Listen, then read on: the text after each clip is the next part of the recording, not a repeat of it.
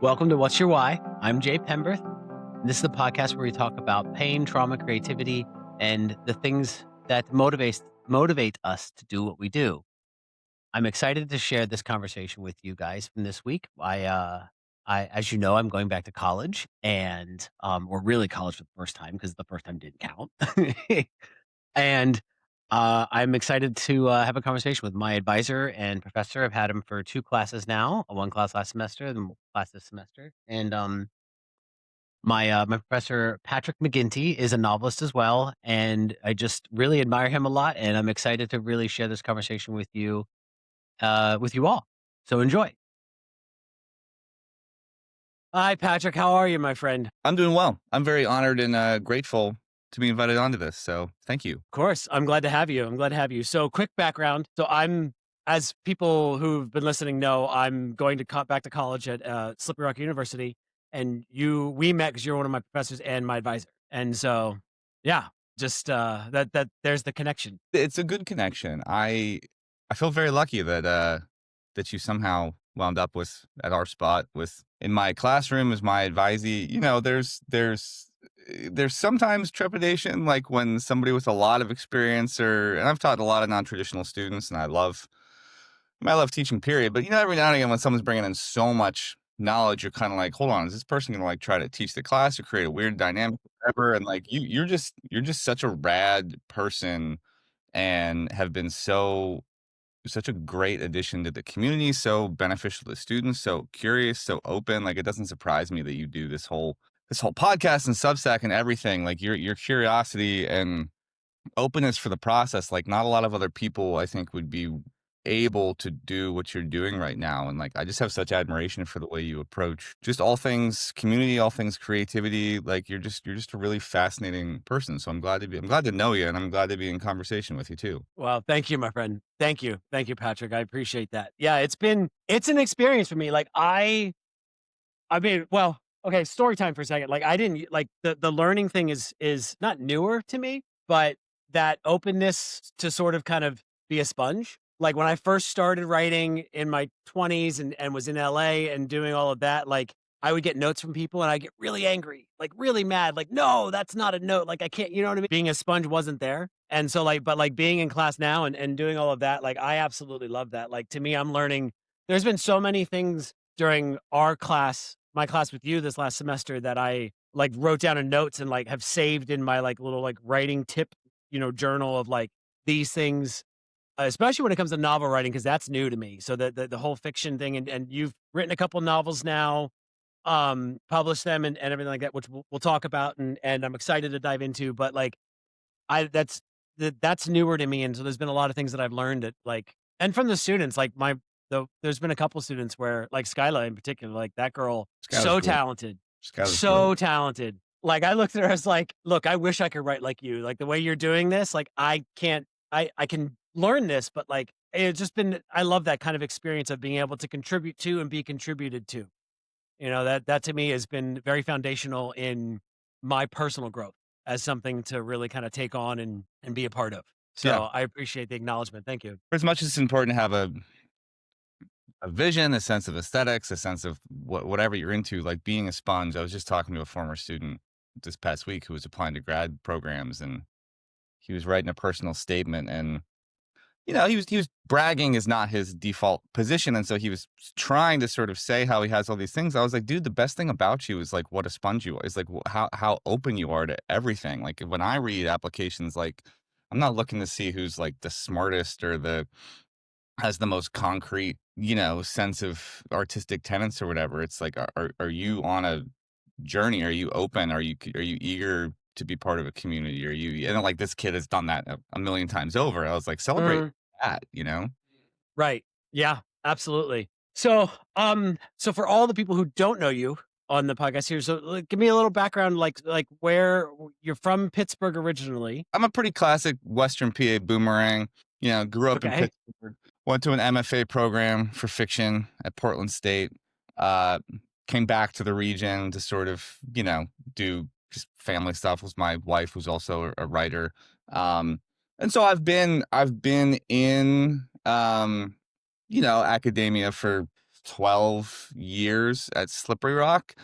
And, that's its own interesting conversation being like an artistic person within academia, because sometimes that's like a really awesome way to sort of cocoon your artistic career in this sort of institutional setting. Sometimes that's, kind of weird and kind of like not like it's sort of perpendicular goals to each other. But yeah, and throughout it all, just writing. I mean, wrote I went to an MFA program when I was, gosh, I think 24 to 26. And then, my first book came out, I'm losing track of time, I think when I was 35, and my second one when I was 38. So really between grad school and the first book, it was still just 10 years of just, writing long form stuff, writing stories, but just figuring out my voice, figuring out the process, figuring out the game, figuring out like, just what being an artistic person is like, while, as I'm sure you and all your guests know, while all these things are changing under our feet year by year, and lessons I'm learning that I think are really valuable and are kind of valuable, like 2 years later, that's not even really how the game is played anymore. And so just Right. learning a lot about myself, about publishing, about writing, trying to create community, that's sort of my story. Okay. All right. And speaking of stories, so where did that writing bug first hit you? You know, I think, well, the easiest answer is that I have no other artistic talent. Like I can't really dance that well. I can't draw. I got terrible handwriting that you've seen. So like this is the only like just words on a screen are sort of all I got. But it's interesting now that I have a 9-year-old son, and he plays sports like I played. And it's really interesting watching him, and he's a lot like me and my wife, who's also a writer, because like I was into sports and I played sports, but I wasn't one of those like aggressive sporty kids like see ball, kick ball, see that Mhm. go get this. I was always like a touch slow to everything because I was always like sort of filming stuff, sort of like seeing the field, the landscape, whatever, and like it severely capped me as an athlete because I was like not aggressive or whatever. But I think that was like one of the first. I would write poems for my friends about like I would come into lunch on Mondays after like Steelers weekends and write like poems at lunch about like the Steelers games and stuff, and would just like have fun with language. Always wanted to have fun with language. And I'm just watching my son play soccer now, and like, he's just learning the game and doing different stuff, but I can already see like just a certain way where sometimes he's not space cadetting. It's not like he's like looking up at the moon or something. Like he's just kind of watching things unfold, and then the coach is like, Augie, Augie, go, go, go, go. And he's like, all right, right. And I remember that so vividly, just being like, I'm very locked into what's happening, but I'm like, I'm processing the fans, I'm processing this, I'm seeing this sort of like wider lens. And so I think from like a very young age, I kind of was very aware that I was a creative person, or liked seeing how different, who was the main character here, who are the side characters, what's the whole sort of scheme going on. And then I had awesome teachers. Like I had really awesome English teachers who just kept encouraging me and kept telling me, that my stuff was good. Like a really formative example for me was when we had to do some very generic like state testing, something or other. We had, I maybe have a story in class. I apologize if I'm repeating to you, but it's new for listeners. We had to do some boring state assessment things, like No Child Left Behind, whatever, or something or other. Mhm. And the prompt was like, why are teachers important or something? The kind of prompt I now know that you give a very flattering prompt, because if you're going to assess like 70,000, you want it to be really like nice and flattering. Right. And so, and our teacher, who was great, Miss Pomerantz, she kind of was like, look, we have to do this thing. We have to blah, blah, blah. Like she really like no sold it to us. And so I got this, Okay. and we had the morning free, and I wrote this like entire, like, you're supposed to write like a 5 paragraph whatever, a very boilerplate thing. Mhm. I wrote this whole fictional narrative about how like kids showed up to school and none of the teachers were there, and it was like awesome for like the first period, but then like it was mass chaos, and then like nobody could, they're just like devolved into Lord of the Flies, and with this whole like multi-page like crazy story, sort of like a fable, like proving the point that teachers mattered and whatever. And like I was pretty proud of it. I was like, fuck you guys, like I'm like doing my own thing.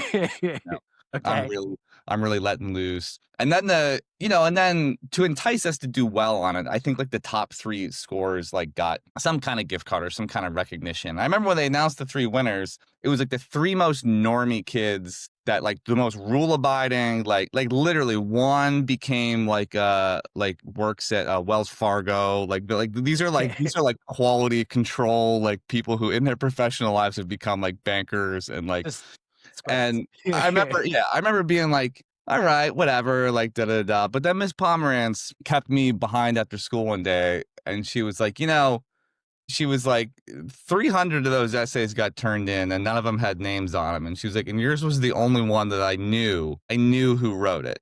She was like, and I also, there's no way we could have you win. Like, we could not possibly say, like, you were this well. She was like, but I want you to know that, like, that means something. That you out of 300 blind like essays, yours was the one that I knew who wrote this, and like that you have this voice and you took this approach. And again, we cannot say you won because you've like broken the rules like grotesquely, and you like scored pretty low and like but so I just had like moments like that where I was trying things and just even from, I mean, I was in what, 8th grade, 7th grade for that, and just getting a lot of really positive feedback. So from a pretty young age, I was just like getting a writing assignment and trying to do my own thing with it, which did backfire like quite a bit. I do want to say like there's many other instances where I did that exact same move and someone was like,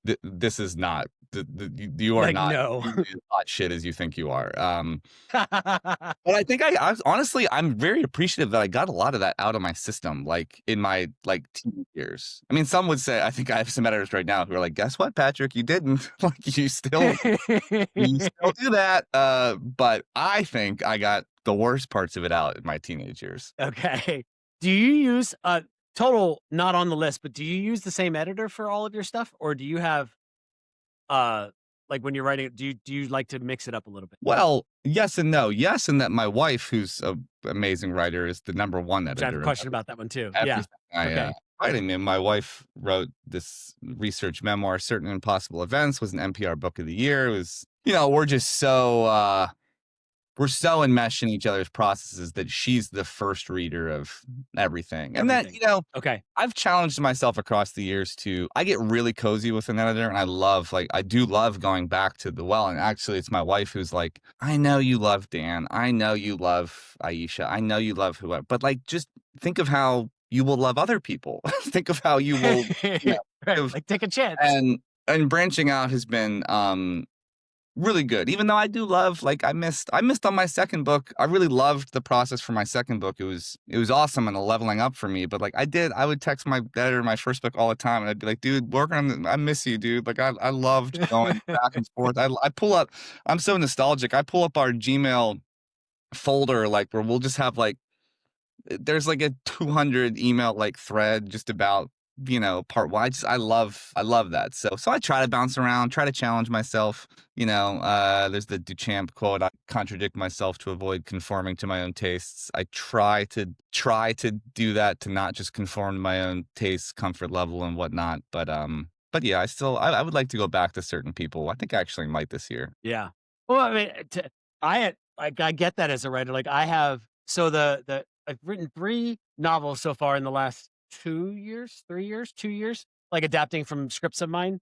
But I've used the same editor for for 2 of the 3. And then for the third one, she is now, her debut novel came out with I think Penguin Random House.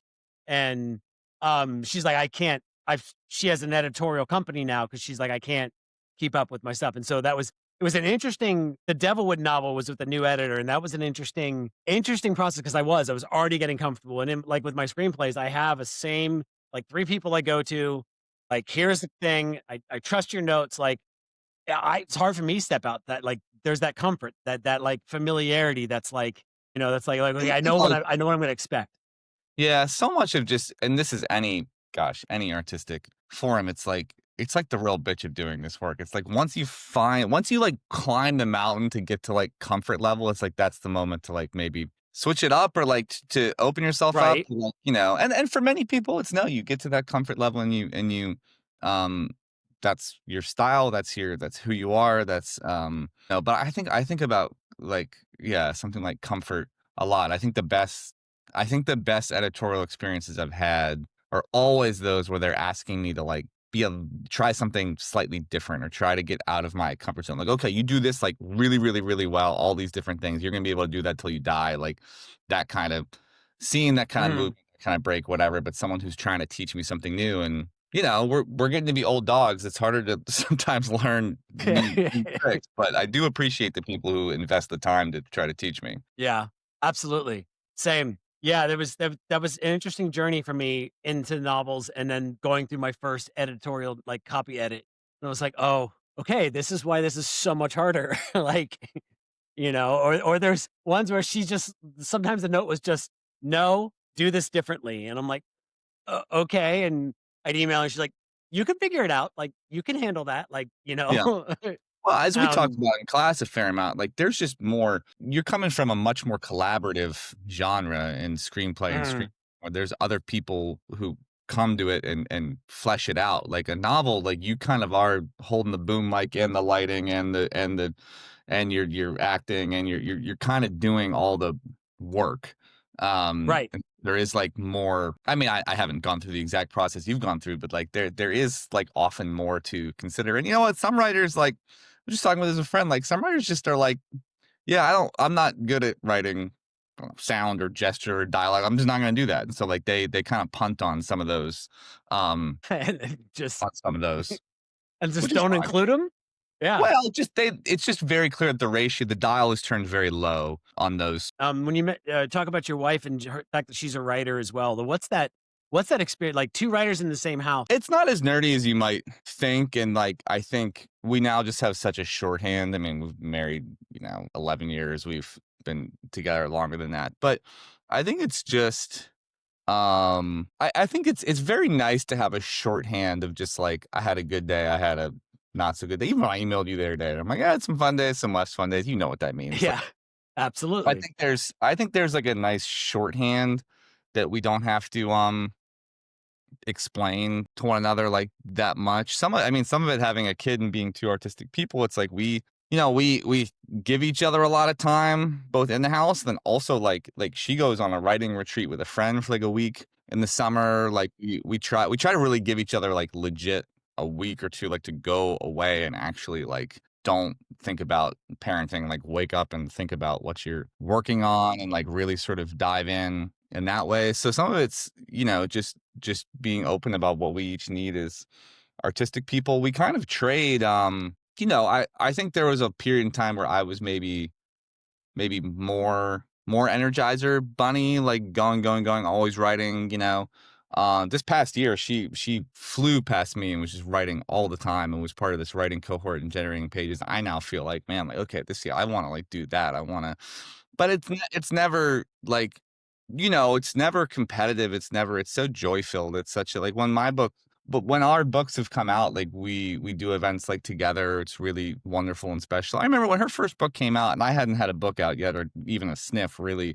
I remember like really I was so happy and so excited, but like really also like took some time to like really go deep into the basement of my soul and be like, is this going to be like a thing? Is this going to like bother me, create jealousy? Like I want to know. I really need to think about like this is my whole life. This is my artistic life, my home life, my parenting, marriage, whatever. And like I really was trying to think through everything. Is this going to bother me? Is this going to make me feel less than? Is this going to be whatever? And like I really spent time thinking about it and then just had nothing but joy and excitement and that's really just been the way it's been uh ever since. And so, yeah, it's really wonderful. I mean, she said, I almost don't even need to give her drafts at this point. I know exactly what she's going to say every single time.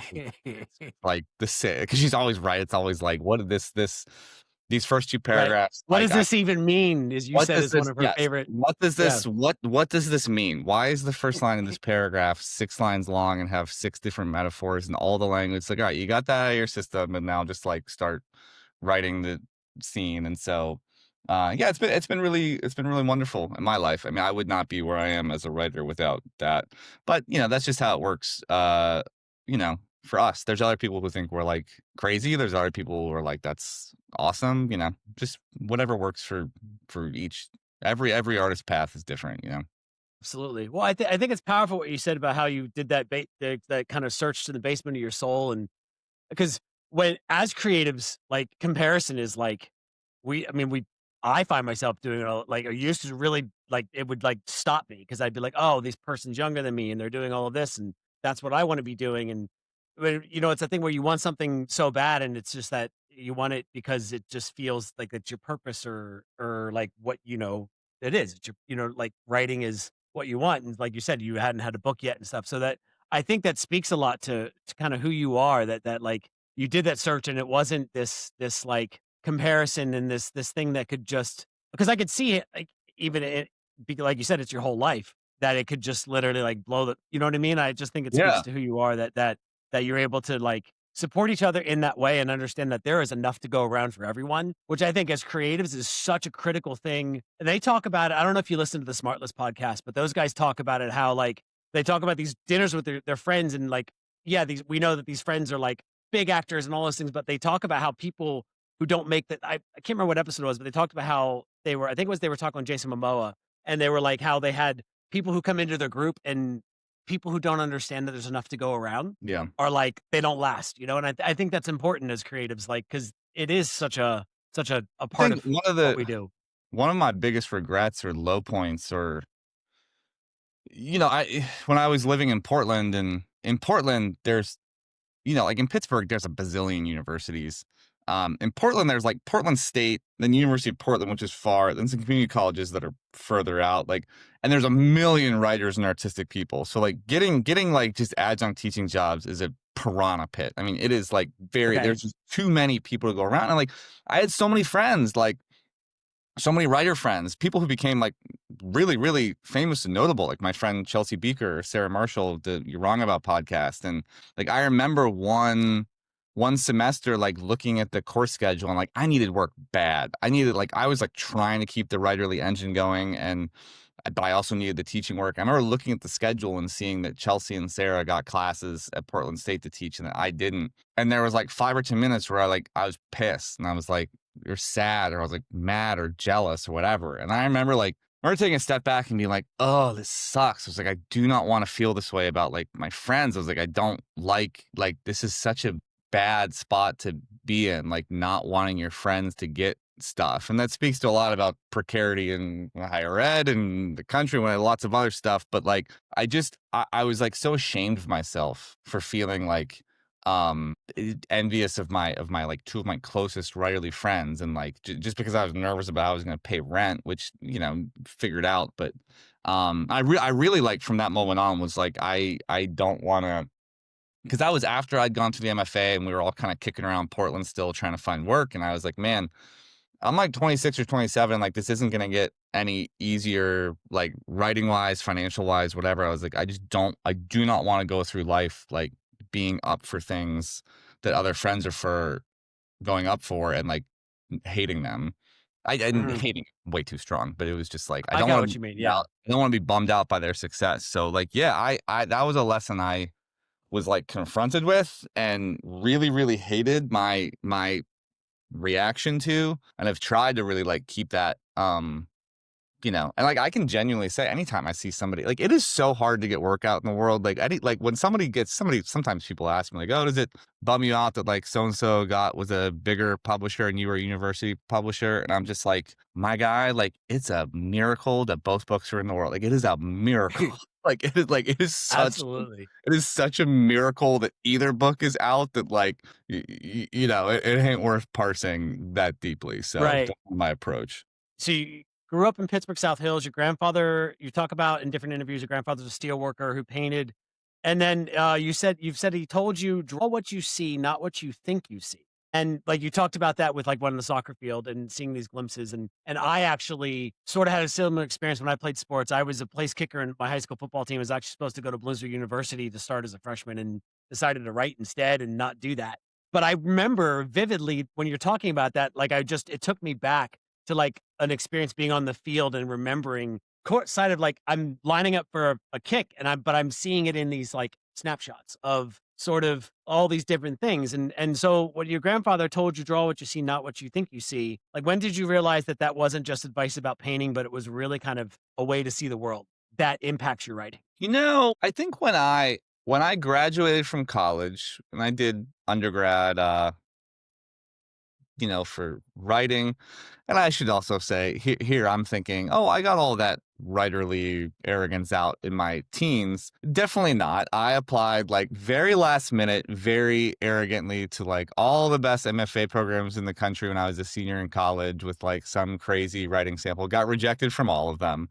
Um, and then moved back to Pittsburgh to live with buddies on the South Side that I'd known since kindergarten. And, like had a couple different jobs, was trying to figure out what it means to be an adult. But like what I would do some nights, because I was still trying to write and figure out how to write, that's where I sort of came back to like, okay, what does it mean to be an artistic person? How do you do this? Whatever. Okay, well, grandpa always said like just draw what you see. And I would go out to bus stops like at night, like on a Friday or Saturday night, like after we'd come back from doing whatever, like late, and there's no Uber, there are people trying to catch cabs, people are doing whatever, and I would just sit at the bus stop and just kinda, like, just sketch, but with language. Like, I would just sounds, smells, bits of dialogue, like, whatever, blah, blah. I would just kinda, like, get atmosphere, and I feel like that was probably the first time after college, I'm outside of the academic setting, I'm outside of professors being like, "You have a story due this day, you have this due this day." Like, I'm outside of that regularity, and it felt like, "Okay, what does it mean to be, like, an artistic person as an adult in the world?" I just started being just extremely observational, trying to actually not do the just actually take myself out of sort of settings like where you're like half experiencing something on a soccer field, but also framing it and actually sort of Mhm, trying to be really intentional about just sketching and paying attention and attentiveness. And that I think I associate like those nights at the bus stop with like really actually trying. It's not that I generated some amazing bit of writing or something, whatever. It was just like sort of the first time I took a theory, an idea, a maxim of sorts, and tried to put it into mhm. practice, that I think that was sort of the first time, I was really trying to take that idea of like just draw what you see, draw what you see, just pay attention, just be attentive to what's happening, on your street, in your neighborhood, in your life. And so that was where I first picked up that line from childhood, which again I hadn't really thought about many years, but I think those bus stops, I still think about. I was just on the South Side maybe a week after Christmas or so, and drove past one of the bus stops, and I was like, I said to my son, I was like, "You just sit at that bus stop and write," and my son was like, "Cool story." Like, that's not like, it's not. No, I didn't frame it as nicely as I'm doing here, but I still have a lot of fondness for those places. Yeah, that's funny. I've had those moments with my kids. Like, there's a park in LA. It's like a mansion that used to be owned by oil family. That's now just this like beautiful like garden and park and things like that. And I used to go there and write before my kids were my kids, And I remember taking them there and similar kind of thing. It's like, yeah, guys, I used to sit by that tree, and they're like, okay, like Yeah, let's go run around, like great, nice bus stop, yeah. dad. Right? Yeah, absolutely. You talked about spending and there's something that actually really hit me from your past that connects to my past. You've talked about spending summers at your aunt's shared apartment and how her gay friends were your first adult male role models during the AIDS crisis. And there's something, so I had my closest, she was a really close friend of mine, but she was also a cousin of mine I grew up with, had contracted AIDS through a blood transfusion and passed in the late 90s. And, it's kind of that thing my family doesn't really talk about, so I'm probably gonna make a couple people mad by talking about it here, but at that same time, it's something that really defined me as a creative, like, my experience with her and her life and how she sort of saw the world, and, I'm just kinda curious, like, how did growing up in that space for you during that time kinda shape not what you write but also how kinda you see people versus seeing the world? Yeah, I mean, one of the things about just being a little a little moving camera when you're an Mhm. artistic kid, like I see with my son right now, is like you're just gonna gravitate to what environments you're in, like who you're around, what's going on. You don't have you like when I'm an adult, ish adult living on the South Side. You know, I can say like, you know what, like a bus stop, that corner, a lot of stuff happens at that corner. A lot like you can sort of you can map your interests a little bit. You can pick and choose. But when you're a kid, like you're dumped on this soccer field, this porch, whatever, and like Mhm. you have all this stuff. You're vacuuming up all this stuff. And so yeah, like my two aunts living together with you know, to some extent, like you know, like across my life, I've just been, you know, my brother's gay, my roommate in Portland, like I've just been you know, I've just been in these spaces my whole life watching men in different eras. Yeah, just as this observer, this attention, as someone who's just constantly paying attention. I just, you know, can't help from a young age, just can't help but notice the way, you know, the way those guys back on the porch, you know, Mark and Paul, and different people I still know, and some who are gone, Jeffrey and others, you know, would invest so much care and humor and silliness into me, and I still have pictures, but then also, you know, just some of the small ways where, you know, you could see their I don't want to say ostracization, but like you could just see little cracks or little things of how they might say something inside the house and then we're out at a restaurant and say something different or just the different Mhm. sort of ways that um um you know you'd start to see a change in behavior. But I mean they were just, you know, growing up in that environment, and also it's like there was something to it was so cool to go down into the city and just like be, you know, it felt like on my own. I had like these two aunts like, you know, around me all the time, but they're less hovering than or less strict or less whatever than like my Mhm.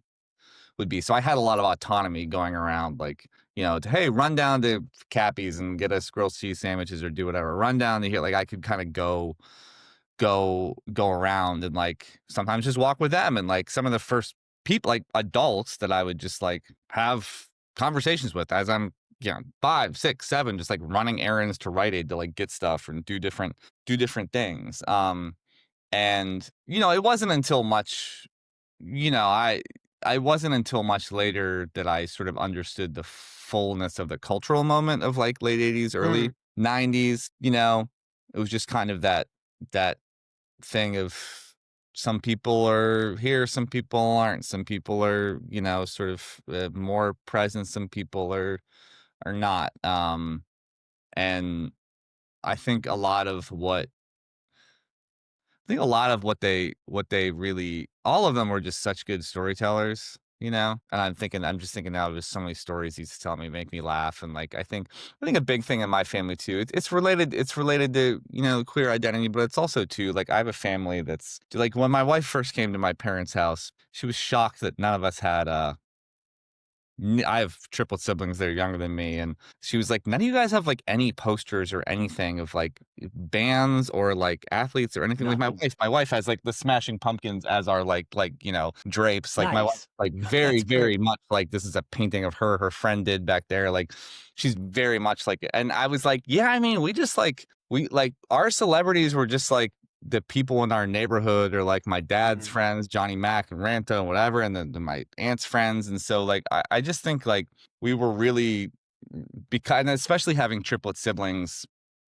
I'm sort of connecting a lot of different stuff in kind of a rambly fashion, but I kind of can't separate being handed over to this community also from having triplet siblings where like my parents just like had to radically rechange their care sort of cycle and whatever. And so like it's all a piece of this like really being enmeshed in a neighborhood, really being enmeshed in a specific neighborhood at a specific time, where there's a lot of men in a cultural moment, having a lot of autonomy because there's 3 newborns at home and nobody's really like keeping that much of track of me. And just again, just being this like little before I even had the language for it or term for this little camera that's just sort of like observing, logging, you know, in ways I still do, though I try to, you know, be a little more present and less like Mm, at a remove of everything, even though sometimes it's hard. right. Absolutely. Oh, but I think I think that that kind of thing. Like I grew up in Boiling Springs, Pennsylvania, so it's a town like there's still not a traffic light in my hometown. All these years later, and like It's by um Carlisle. yeah, right by Carlisle, like Yeah, yeah, 3 miles away. yeah. And like, but it's like the town's changed, obviously, but for me, like, I think growing up in the city, like, I know I'm so glad my kids got to grow up in Los Angeles, and they had that experience of just that sort of this almost cultural awakening at a young age, which sounds sort of like you're speaking on and touching on as well. And I think because for me, it was like I didn't have that. Like, I remember when I was 94. So I was 12 years old, just finished 6th grade, and I was going to California with my grandmother to visit my aunt and uncle and my cousins out in Los Angeles. And I remember when I got out to LA, I was like, "Oh my god, I love this place. Like what is this wonderland of, just everything." We went to Six Flags, I went to a World Cup soccer game, we went, to Yosemite, and we did all like just I was like, "Oh, all of this is in the same state. Like this is so cool." And my high school experience wasn't necessarily wasn't it was a good one, but it was also I had, bullying problems and things like this, and I just because was like, I don't like this small town mentality, and I kinda but for me, it was like, just I'm gonna get the fuck out and, go to LA at 19 with land there with $900 and figure out how the hell I'm gonna survive, which there's probably better ways to do that, smarter ways to do it, but, like, I think that kind of like, I just what you're touching on, I think was something I'm very grateful as a dad that my kids got to grow up in Los Angeles and have that sort of cultural awakening and really kind of that experience of all of this. Just there's so much at your even in a city like Pittsburgh, there's still so much. It's a city like when I'm missing LA, my wife she can feel it and she's like, let's go down to Pittsburgh for the day. Like, let's just go walk around. Let be in sort of that different, Yeah. just that there's more of that hustle and bustle. And I mean, even if you can walk around Pittsburgh in like, an hour from one end to, but I think that's awesome. I think that there's a lot to that. I think it also naturally leads into my next question, which is, and I noticed this in your novels and also in the creative writing class um, I had with you this last semester is that it's like you're a Pittsburgh writer, like you're a regional. Like I don't. That's something new to me. Like a regional writer is something I kind of sort of discovered through you in my class with you this last semester. Is I know it existed, but I had not really kind of thought of that. Like to me, I've written screenplays that are like one's in New Orleans, one's in Los Angeles, one's in Europe, one's like there's sort of not that regionality to it, and like w- what is it about Pittsburgh that like is it the upbringing and things that like that for you that like in your new novel that you talk about like you're writing a lot about 79 I-79 between Pittsburgh and and things like that like is it just that road like just kind of gets under your skin or I mean, some of it's, growing up again with great teachers who just put things in my hands, like August Wilson plays, like, Annie Dillard's American Childhood, like John Edgar Wideman. Like, part of it's just being like, oh, these people are writing about this region. I want to do that too. Um, okay. but so it's like very basic at that level. But there's something like, there's something the older I get, the where regionalism um, not all the time. And we're actually going to read next semester. There's a chapter or something we're going to read. It's like regionalism versus commercialism, which is sort of a false dichotomy, but sort of not. Um, where like regionalism and understanding that certain stories happen certain ways because of the specific locations they're in. Like I'll give you, and so I'm always fascinated when I see an artist use regionalism to sort of express something, solve a problem. I'll give you an example. Have you seen One Battle After Another? Yes, love that Um movie. yeah, so the ending, which okay, spoiler, it's been out a little bit of while. Those rolling freaking hills, those Mhm. rolling hills and that chase scene and up and down and like one after another, like like sort of almost the title says, like I'm watching that and I'm just blown away because if that chase scene happens in Nebraska, it's boring as shit. It's three cars Correct. going like just drive. They can see each Yep. other. Yeah. There's I've no actually been on that road in that movie, like the yeah. road they use. Yeah. So Yeah. and like I'm watching that and I'm just thinking like this is a director who clearly damn near all the works about California, you know, a lot of it anyways, understands how to leverage like literally topography in a way to sort of create story, create drama, create tension. Like, you So know, good. because and it's not anything no, it's not acting. There's not a it's just cars. There's no I mean, there's some interior shots of cars and whatever, but like the entire drama is nothing gestural. It's not dialogue. It's coming literally from regionalism, from this area, from this like place that he knows so well. And so, you know, it's like things like that where it's not that the and there's plenty of other great writing and great things in that movie, but it's like when a writer can like incorporate some of that in, it just makes it so much more rich to me. It makes me understand the area, the characters more. Um, you know, like a big part of like my first novel about the driverless car sector is and it's historically like relevant that a reason, like one of the main reasons the driverless car sector started in Pittsburgh was because Carnegie Mellon's there and the robotics history there and all this different stuff. But also Pittsburgh has such an insane topography that it makes and different weather across the like it makes for a useful test ground. Like if you can make it there, you'll make it anywhere kind of deal.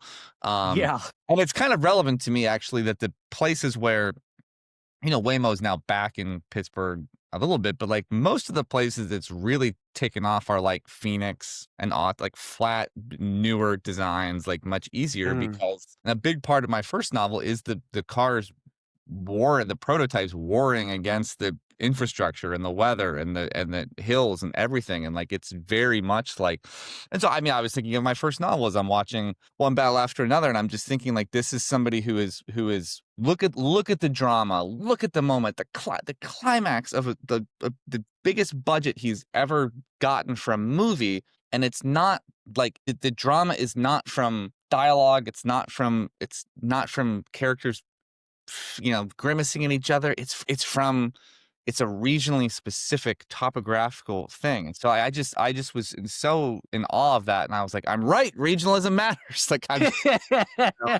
I'm just kind of like I, you know, and I actually we'll talk about next semester, but obviously one of the risks of being risk is even arbitrary, like but the downside to being regional is like, well, you only appeal to certain, you know, amounts of people if you're too specific. Like I would say that, you know, like Paul Thomas Anderson is trying to sort of, you know, he's trying to be regionally specific, but also commercially viable. Like something like even, you know, I haven't even watched, I see posters for it. I'm far behind in watching it. Like I haven't seen The Pit, the medical drama film here in Pittsburgh. I Mm. think that like is kind of like my implications like there's like regional sprinkles on it. There's like a little bit, but really it could kind of be a hospital kind of anywhere. It's like sort of, you know, so I think a lot of times stuff has to play with how much is it going to be in the dig its feet into a place versus where is it a little more abstract. I just happen to really like um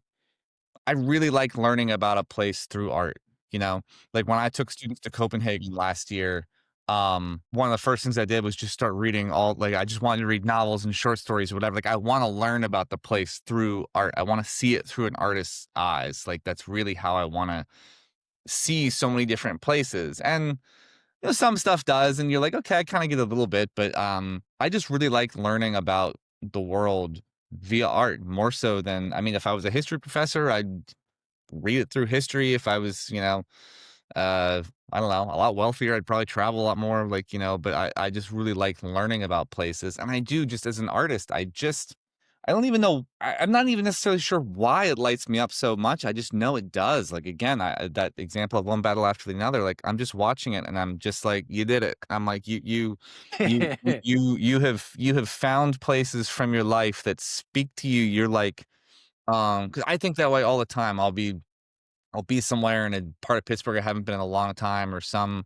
part of Western PA, and I'm like, "Oh, man, there's fictional magic in this place. God damn, I don't even know what to" I was like, I don't know what I'm gonna put here one day, but something something is going here, the way that's hitting that and that's just, Mhm. like there's stories, the land tells stories. And like again, the one battle example is the best one, recent one I can come up with because I just rewatched it the other day of just, yeah, just like look at this.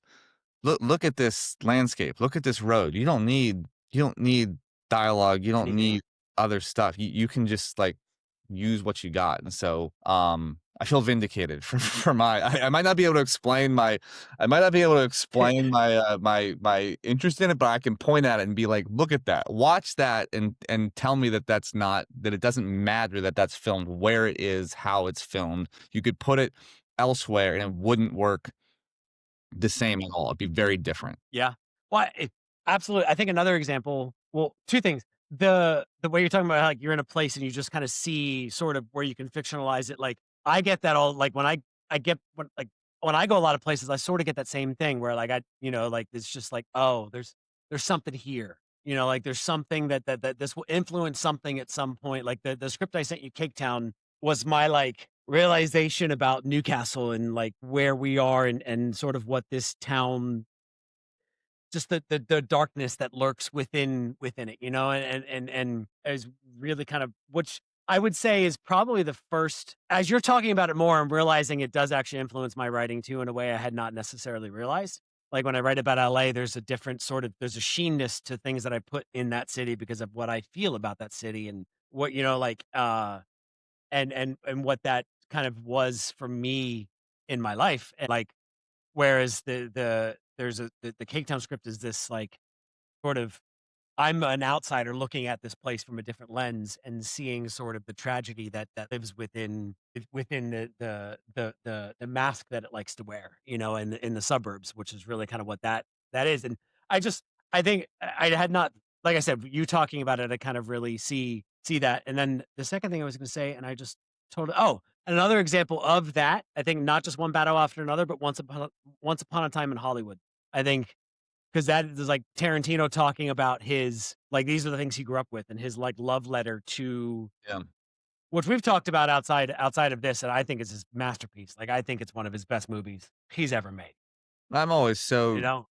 deeply moved by so many parts in that movie. I think toward the end when all the neons snapping on at night and the dome and all that stuff. And then I mean like literally it's textual. It's right there in the text when it's the Jose Feliciano version of California Dreamin', and it's like they're Brad and Leo are driving the car, and it's like I went back, oh, I went to the church, and there's like a little organ in the background. They're going past the movie theater. It's like, right, that is Tarantino's church. That is like that, like it makes a perfect sense. It's a beautiful movie. I watch it at least once a year with my wife. Yeah, such a good film. I actually watched it 2 weeks ago. I think yeah, I think I emailed you. I was like, "Hey, look, look what I'm putting on." Um, so your new novel, Tom College City Road, you talk about in a previous interview that you spent 13 years revising it, agents telling you couldn't sell it. Um, and your reaction every time was, "Yeah, but I gotta keep working on it." And it was a 1,000-page manuscript when you first started it. And what is it about the book, the process that made rejection kind of feel like permission to kind of keep going on it? Yeah. Over the course of this interview, it's really occurring to me how much I'm full of shit. I'm saying, I got all this stuff out as a teenager, and and then it's like, you had a 1,000-page book that you thought was gonna sell. Like clearly I you know, am full of shit and still have these grandiose things I try to pull off. I mean, I got out of grad school and had a novel that I wrote while I was in grad school that I had written some stories that got some attention from an agent, and like none of them wanted the grad school novel, which was good. It was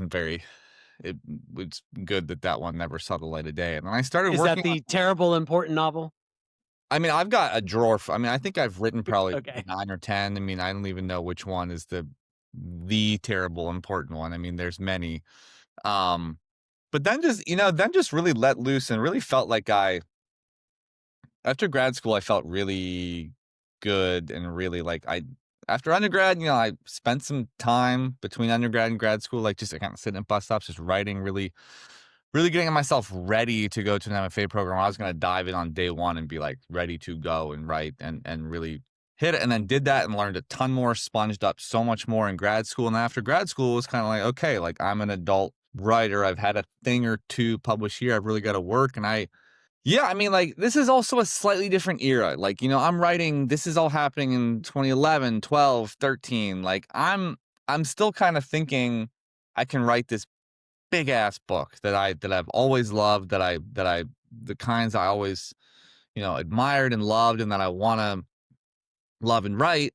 And I did write it out. I mean, it was 970 some pages and 260,000 words or something. I forget. And a, really high powered agent that, was very kind about earlier books and stuff, like really dug it. And,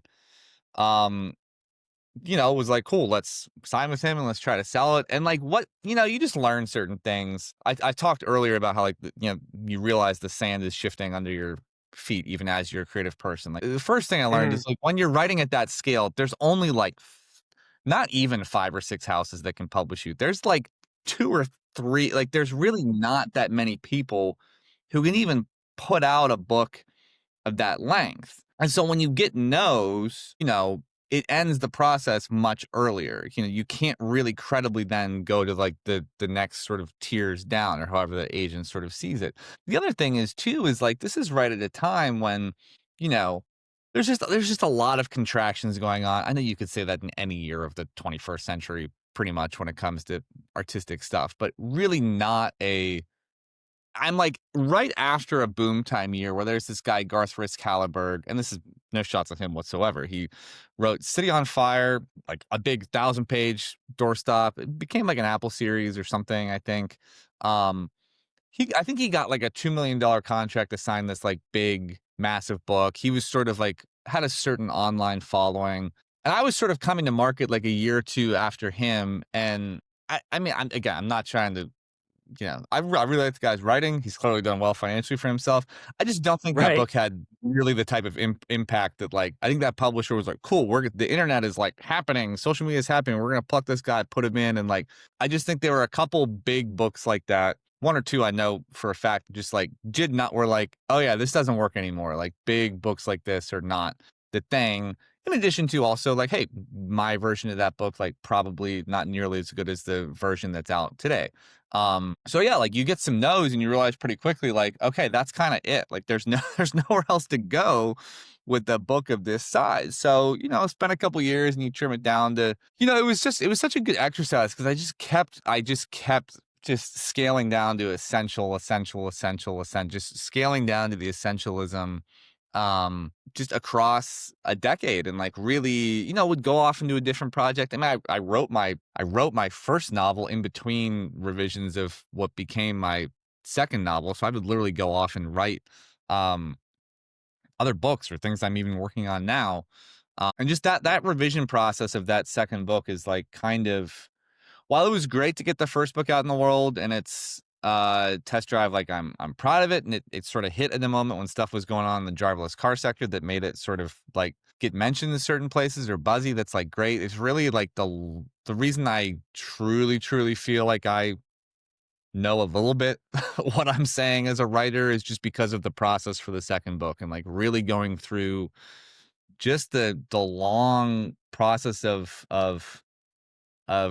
really figuring out what is essential to what I want to do um as a storyteller, and having an editor on my first book who really taught me so much about editing and transitions and readerly attention and just all sorts of stuff that working on the first book really helped me revise the second book. And that's a process the most of what I know about revision comes from working for the 12 or 13 years on that book and really asking yourself the really hard questions, because to some extent it became like, listen, I have to get this under like 300 pages if I ever want to see it in the world. Like it's just I've Mm. been it's just not going to exist at that form. And quite frankly, like really not much. We don't every now and again I see a big old book come out, but it's pretty infrequent financially at this point for a publisher to take that kind of risk, unless it's really bankable. So I really cherish the process. I try to.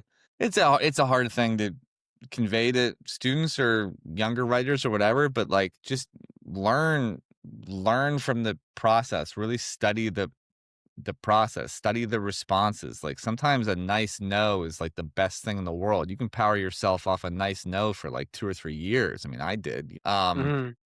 Someone who, I kind of back once I got the book down to like 5 or 600 pages, I pulled a couple levers and did a backdoor into an editor at Knopf and Knopf. I still don't know how to pronounce that publisher's name. And she was super positive, like, she was like, "There are, like, deeply memorable scenes in this, I don't even need to respond to you, I could just ignore this." But she was like, "It's just," she was like, "I can tell it's still on its transition from, like, this big, big, big thing to something sleeker," like, she's like, "At this, like, 5 or 600 pages feels a little bit halfway between a big Mm. thing and something, like, smaller," and she was right, like, and so, I think being, like, open to that kind of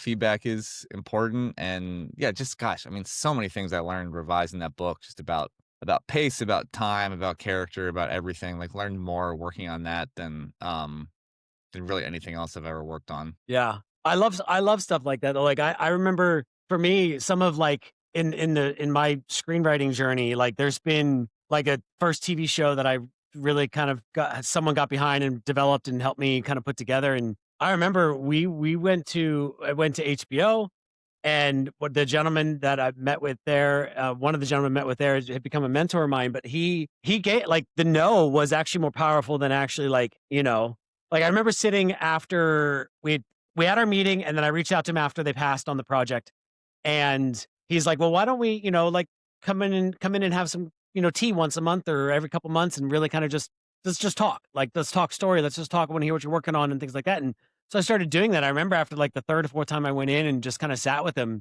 and he was like, "Look," he goes, you don't want that show here. You don't want it here. Like, it's gonna sit, and you're gonna sit 5 years, and you're just gonna be floundering and wondering what's, and like, and then it may still not happen." And he's like, "So it may be this really great thing, this blessing that the no was actually you kind of stepping into something better and bigger." And so, like, I understand that. I feel that. Like, I think it's important. It's hard as a creative because, like, don't get me wrong, I would have, like, first meetings at HBO. Yes, I want this. I want this one. And like, no, like, the person who works there is like, "No, you don't necessarily want this. Like, it may not be Yeah. what you're Oh, all chasing, the no's all the early no's I got are so and I was pretty clear about this. I was never like my wife will back me up on this. Like, even though I had this agent who was great, nice guy, very bright, has, a client list that anybody would wanna be on. I was never, like, super high on my own supply. I was always very much like, "This is a guy that wears a suit in New York City that I've never shook hands with." Like, I was very old school Pittsburgh Okay. about it, like, "This is my book realtor. He's, like, doing what he can for me." And the point being that you never know what the good news and the bad news is, like the old Vonnegut line, like, you never know, like, yeah, like if I'd gotten some yeses early and that book came in the world, maybe I'm like, have some more money or am more famous, but like, truthfully, I feel like I hit the jackpot as like a regionally relevant, like I get like I feel so fortunate, like to get write a little feature in the city paper, RIP now, or to like just be in the local libraries, like to just be like, I just feel like I'm right where I belong. And part of that's like all those no's early might have like, if they were yeses, it might have been weirder or different or put me on a different trajectory that like would have been bad. I know other writers who like my first book was from a teeny little Portland indie. And the thing about ending up at such a teeny place is like people want to help you and support you. Like people feel like they have more cultural cachet because they found this cool little indie thing that they're supporting, as opposed to some of my friends who had books come out at the same time. They're from like big publishers, but they're like one of 100 hardback books that, so and so's putting out that quarter. And like I had a friend I was doing like book tour stuff with, and like again, I would like to have gotten the check that she got, but she was like so bummed out by like her publisher's lack of interest in her book that they were putting out, versus like I got to seem like cool and like, sort of like, oh, you had to dig in the crates to find like this one. This is like sort of like some sort of like cool, off the beaten path kind of hit. Um, that like I'm just like grateful to have wound up where I am, and like yeah, like I tell people all the time, like you don't know what the good and in 10 years maybe you'll know what the good and the bad news is for or be able to reflect on it. But in the moment, just take what you can from it. And sometimes it's like, nah, you're wrong. Like I don't think that's like I've gotten some feedback where it's just like like that's not a very good analysis of this, but whatever, just shrug it off. Absolutely. So, okay, so obviously the podcast called What's Your Why? And I think that's important to make like my own journey into why I do what I do and things like that.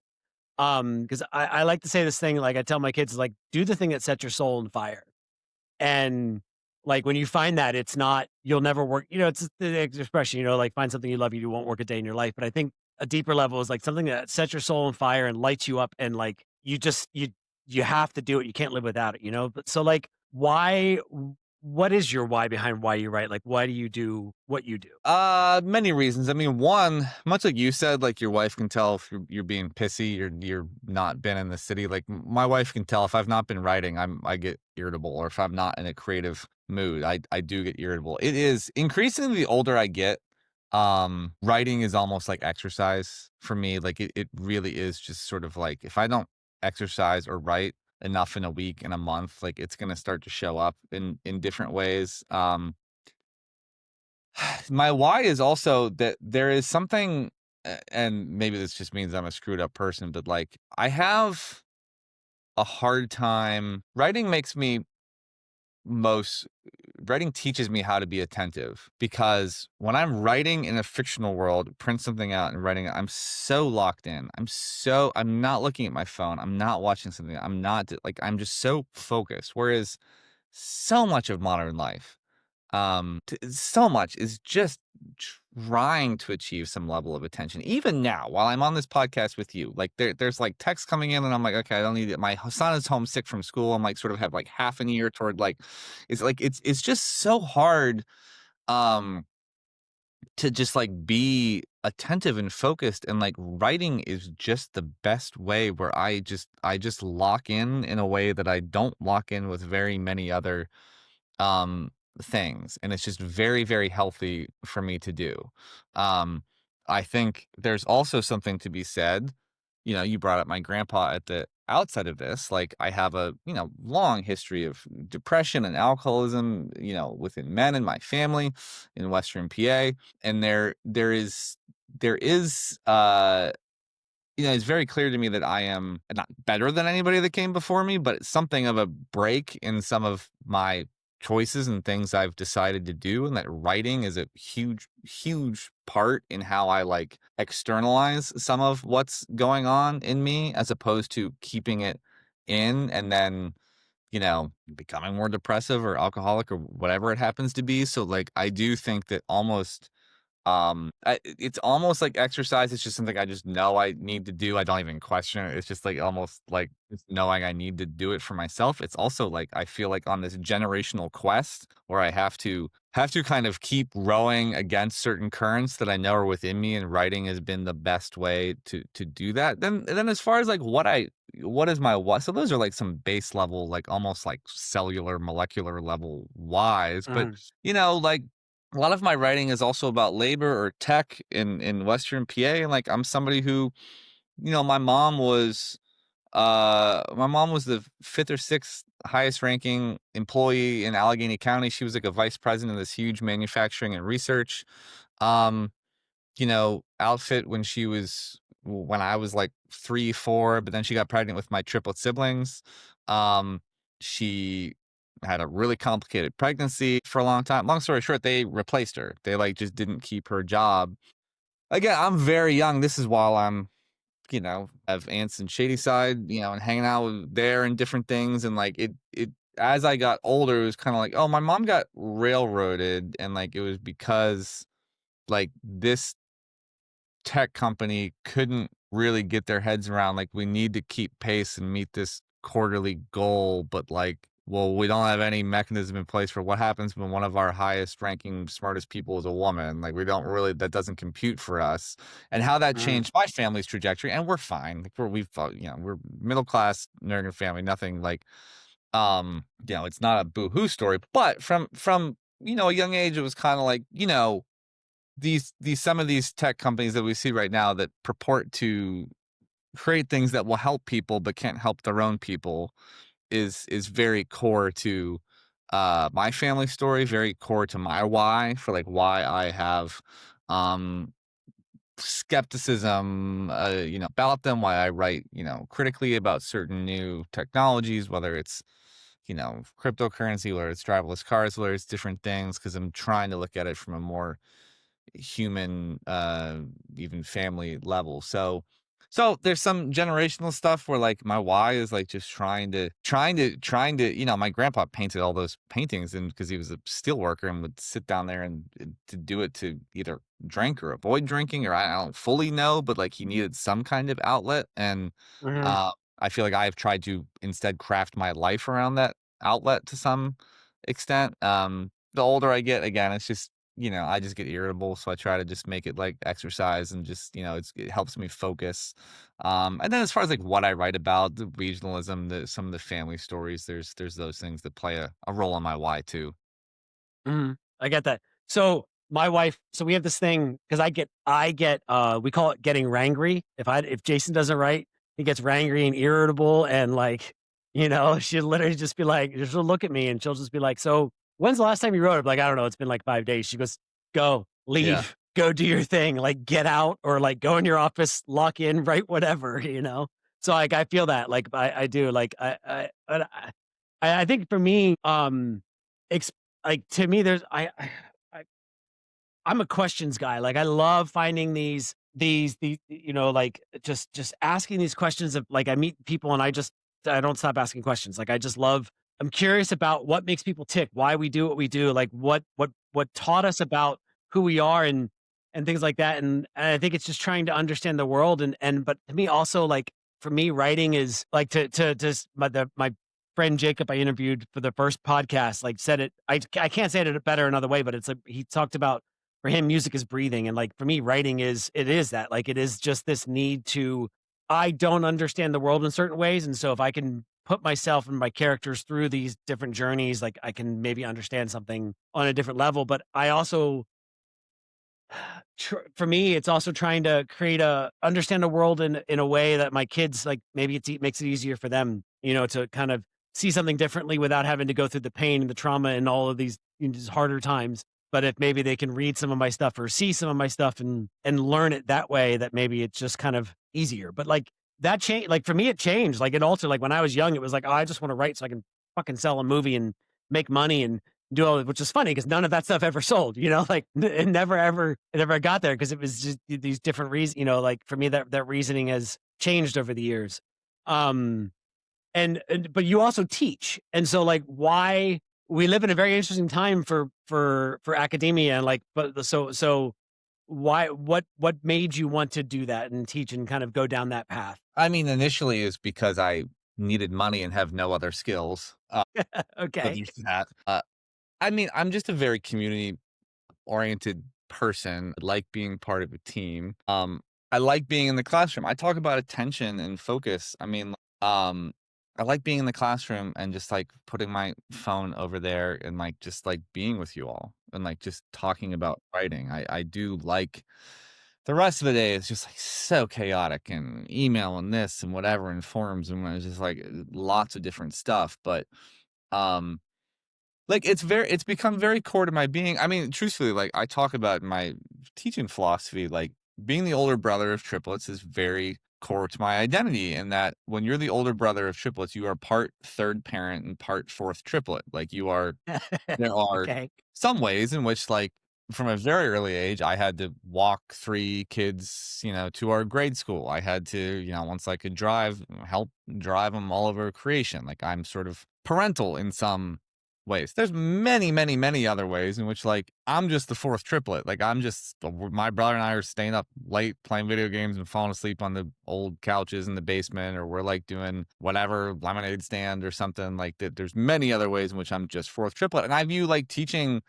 writing very similar, where, like, yeah, college cost too much money, and like being in the room with me is a certain privilege and expenditure that like I want to make good on for the student. I want to be an adult that puts care and thought into the class, makes the experience good for the students, controls what needs to be controlled, like take responsibility for everything. Like I do want to be like, parental to some extent. But at the same time, like I make it you know this, I make it very clear on the first day, like I am just a writer like all of you. Like I am fourth triplet. Like I have some more writerly experiences in some cases, less than you in some other ways. Like I'm just a writer figuring things out, very much the same. And so I really take my big brother of triplet, like sort of mantra or sort of like identity is just kind of how I think about teaching. Just like, okay, I've got to be an adult here and like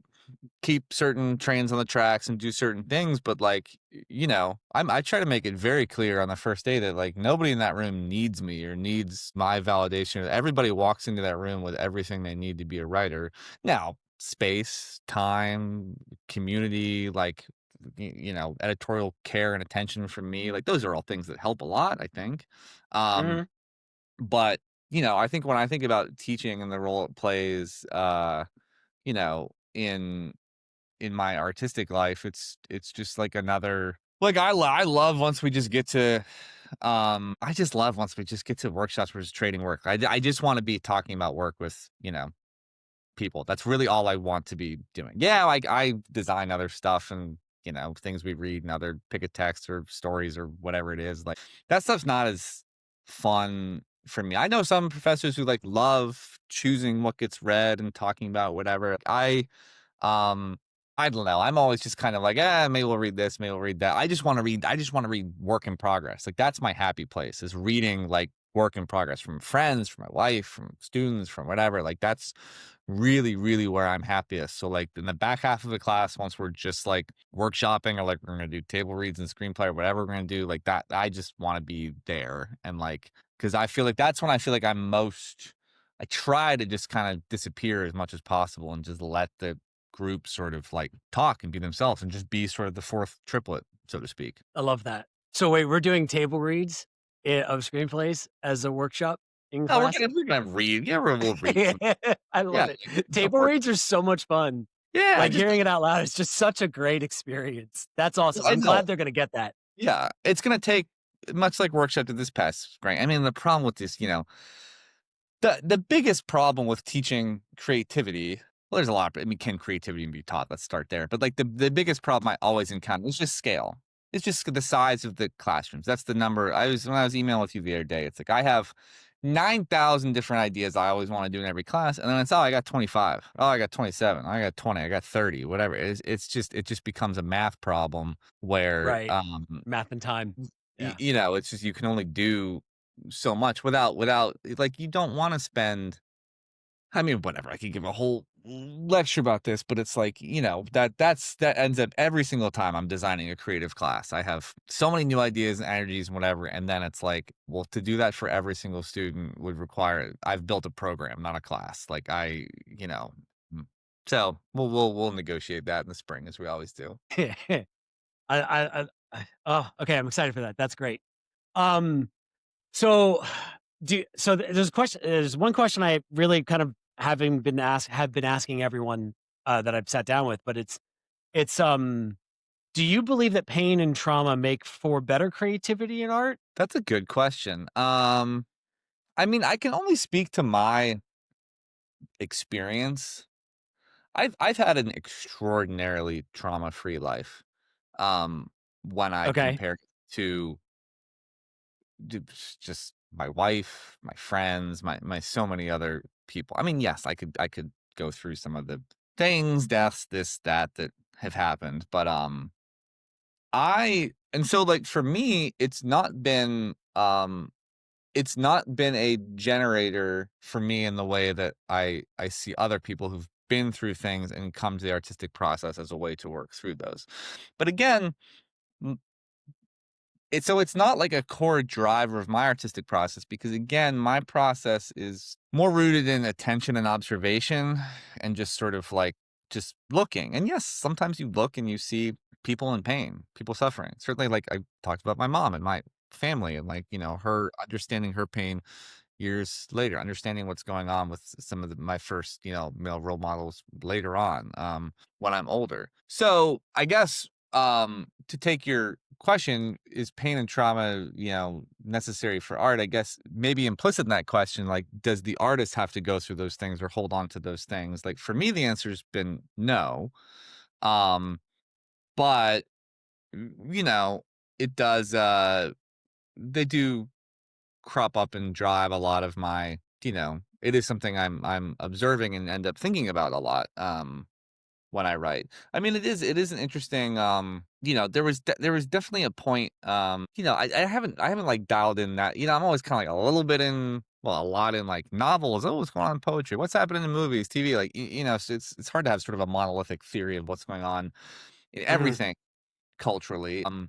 I don't know if we're still in this moment. There definitely like was a moment where like when my wife and I would watch something, it's like Claire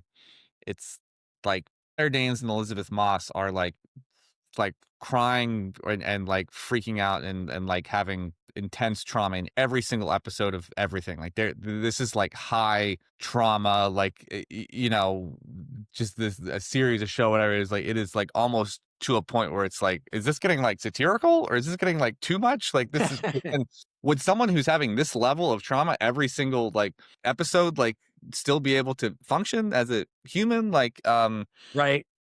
so I don't know. I guess for me and my, for me and my own trajectory, I would say like it's not something that's observed. It's certainly something that comes up in my work. It's not been something that has driven me to art, to writing in the way that like I do know for other people being othered or being like feeling like you are somehow have an experience that is out of the norm or lacks clear, you know, explanation. You go to art to process that, to explain it, to replicate Mm. it, to portray it.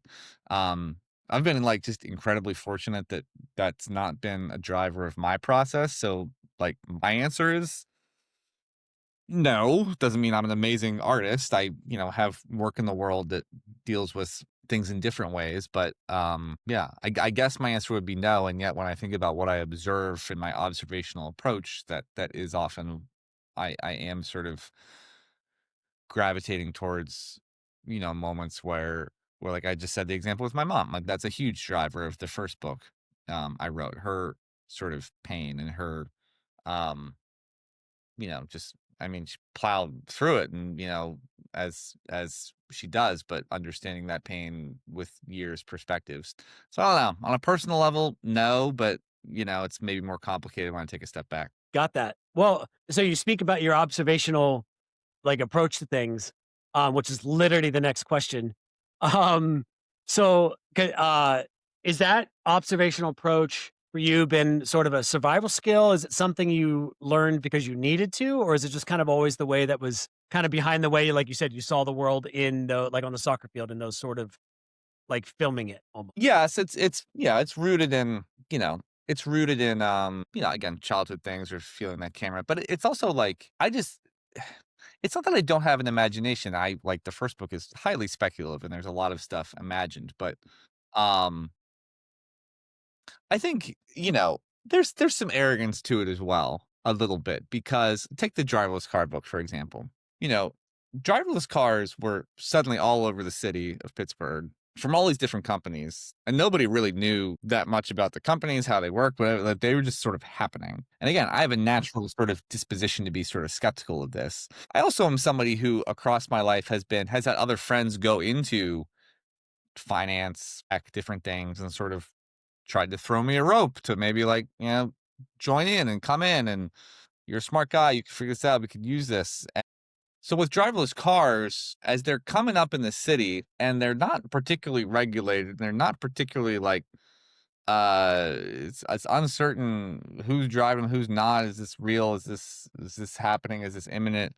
There's not really, there's reporting about it, but there's not that much writing. I really became like, I bet I can figure this out. I bet I don't see anybody else like figuring this out And I know some of the people who work at these companies, and I can't code, I can't do anything. I don't know anything about how to like make them. But I'm like, I bet if I go sit down in the strip district long enough and watch these suckers come in and out, like I bet I can just sort of like figure. Because I was like, I don't think anyone else is doing this. I don't think anyone else is like really processing at this level. And yeah, I'm not going to understand all the higher level computing stuff and whatever, but um it really felt like, okay, I've had this observational approach for a long time. I've been doing this. I have all these hokey sayings about draw what you see and all this sort of stuff. But like here is like a cultural, political, technological moment where like I see some business reporting about it. There's like no books about it. They're like these shadowy entities that are also these really public operating things. It was like I need to like actually just camp out and just watch and just see what I'm seeing. See what these test drivers, what's sort of the how do they operate? What is this safe? Should I be on board with this? Should I be terrified of this? Like what do I actually think about this? Like I think core to the observational approach is curiosity. You don't observe if you're not curious, right? If you're in Mm. the know, Right. I Absolutely. watch, you know? Like you don't need to go to you don't need to do something if you're already certain, right? Like I do think like it's my observational approach is rooted in curiosity. It's like what do I is this worse than I think? Is this scary? Is this good, bad? Like, what do I actually think about this? And so I would spend time just watching different cars operate and try to like just really scheme it out. Also try to be like, I bet I can figure this thing out. These fuckers think they're so smart they can do all this. I bet I'm like, I bet I could, like so like I just had a kind of almost like a spy like mentality to that approach. And so it was leaning on things that recorded me, but I sort of felt like I had a moment that was happening in the city, that was happening in the culture, and I really wanted to lean into it. And yeah, I mean it worked well. It was timed well, and it felt like, yeah, this is something that I should be paying attention to. So I actually kind of had a I don't know, not a competitive streak in me, but I felt like compelled to actually like put all my bullshit to the test. Like, okay, you've been sitting at bus stops and doing all this like stuff, but like let's talk about something that might actually matter. Like how about you level up and try to actually do it for something that matters was the approach with it. I like that, something that matters. I think that's important. Like, to me, like, most of my like, a lot of my Substack articles, because um, I believe as writers, we all have a voice. Finding that voice is that's a whole other podcast, like what Yeah. that is and that journey and things like, but I think, it doesn't, like, to me, it doesn't matter who you are. Like, you have a voice in the way you see the world and stuff, it matters. And I think that's a powerful approach to that. Like, I understand sort of where you're coming from with that. Um, so speaking of finding your voice and mattering, I struggled for years, like to the point that led to my addiction and self-sabotage and all these things with imposter syndrome, feeling like that self-doubt, that negative self-talk and all of those things. Um, what has your experience been with imposter syndrome as a creative? And like, what does that look like, especially as a teacher, when you're supposed to have all the answers for everyone else in the room who's Yeah, probably very much struggling with that? yeah, as my wife would tell you, I'm an annoyingly positive person. That doesn't mean I'm not cynical. It doesn't mean I'm not hard on myself. But like, truthfully, when I was out of the MFA and like, trying to get teaching work, trying to write, trying to get an agent, whatever, and somebody like I'd come back to Pittsburgh and someone would ask me, be home for the holidays, and my one friend would ask me like, how long are you gonna kind of like do this? Do you have like a cutoff date or whatever? You can like try to, if you don't have something by a book out by the time you're 30 or 35 or Mhm. 28 or whatever, like, are you gonna like, he does, this is somebody who completely doesn't, not an artistic bone in his body. He's just curious. He's like, how do you think about this sort of career? And I remember we were at Ham Bones in Lawrenceville, which is no longer there. I don't think it's there anymore. I remember being like, Mark, I was like, think if I don't have a book in the world by the time I'm 80, I was like, I think at that point, I'll probably say, maybe I should like just try to enjoy the last little bit of run. If I make it to 80, it was like, maybe I'll have a grandkid or two or a great grandkid, who knows? I was like, maybe by that point, I'll like, and I said it like kind of jokingly, But I also then, like, kind of took that as my mantra. It's just like, yeah, like, just like, I don't know, the writing life is just kinda one big experiment to me. Like, truthfully, like, it really is just kind of like, an experiment. Like, I try these agents, try this press, try this type of voice, see how it goes. Okay, that worked well, didn't work well. Like, I think because I look at it, through the lens of experiment, it's all just sort of trial and error. It's all just sort of like, well, you gotta write up the results at the end. Well, that was a bad test. That was a Right. bummer. That worked well, that didn't work well. It's not to say I haven't had, like, severe moments of doubt, but, like, I think I just always keep writing, you know? I just am always excited about a new project. I send one out, and then I just go into something else. I send one out, I go into something else, and, like, as long as have something to dive into and excited about, I almost forget that there's something else, out there in the world being assessed. Like, truly, like, I forget, like, you get a rejection, you're like, "Oh, shit, right, I forgot that was, like." That was still um out there?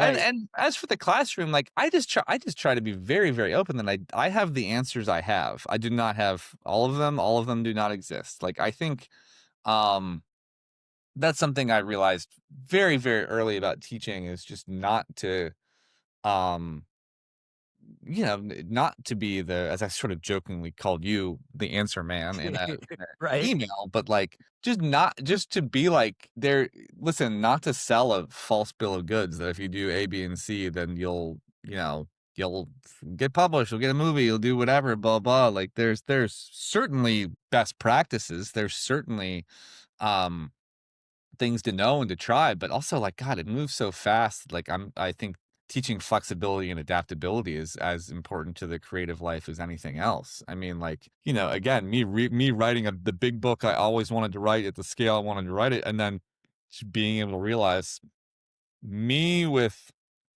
zero social media presence, zero really credentials in my name. Like, there's just no way for me to get this book to be one of the 4 writers every 10 years who gets to put this out as a debut. Like, it's just never gonna happen. That's fine. Move on. Like, move on to a different sort of project, a different sort of scale. So, I'm just a pretty positive person. Again, my wife would say, like, annoyingly uh positive sometimes, but I really do just like when I send something out, like, I have something else I'm more eager to. It's right into. I'm often like, "Dude, okay, go away, go. All right, you go out in the world. Like, I'd rather be working on this Mhm. and it's just worked well. I mean, my first the second book, Town College City Road, I sent it to University of Wisconsin Press, who's been amazing and wonderful, and just got a nice royalty statement from them this week. I sent it to them on, like, March 6th, 2020, like, and then did not hear from them for 2.5 years because their world Wow. exploded, Mhm. and, like, editor left, new one in, changed offices, changed submissions, just, like, blah. Well, who knows what happened in 2020 in many different ways. And, like, just got an email out of the blue from them that was like, hi, we're really embarrassed to be, like, going back this far, but, like, we have new leadership, whatever, but we're really trying to, like, write everything. This looks really interesting. Are you still, like, alive? Are you still, And so, like, if I had sat around and waited for that, I tell that story to students who are like, do you think I should, like, should I wait to hear back from them? And I'm always like, no, no, never. Like, just keep writing, like, keep churning, like, start something new, do something else. Like, if they get back to you, great. But, like, I 2.5 years, like, if I'd sat Right, well, around, and you yeah, know, if you sit around and wait, like, one, like you said, you won't be doing anything new, but yeah. also you're gonna obsess over it, and you're gonna be like, I usually have, like, 3 things that I'm sort of kind of processing at the same time, but I realized I actually had an epiphany, over a break and I ended up journaling about was that, like, I always say I didn't get writer's block because I had 5 different things that I could work on, and that was great, and it did a lot of good things for me over the years where I didn't feel like I had writer's block. I could, like, I'm stuck on something, I'm gonna switch to this, I'm gonna give this a little time and then come back to this. But I've sort of realized, and I wrote a Substack post about it, that, like, I realized I wasn't getting as much done as I could have if I just focused on the one thing.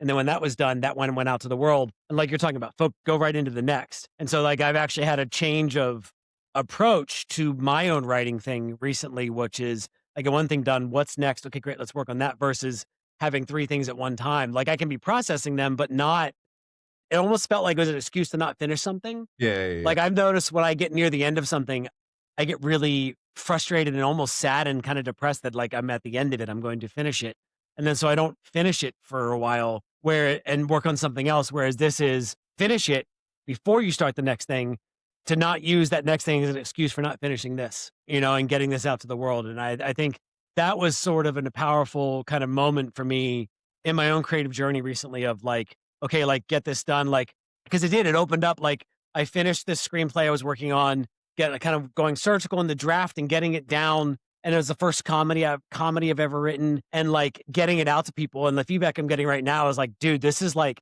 it's the fastest screenplay I've ever written in the sense of it moves so fast from one thing to the next. And it was that ability to like realize I had 217 pages and I need to compress this thing down because it's way too much and I don't need all of this.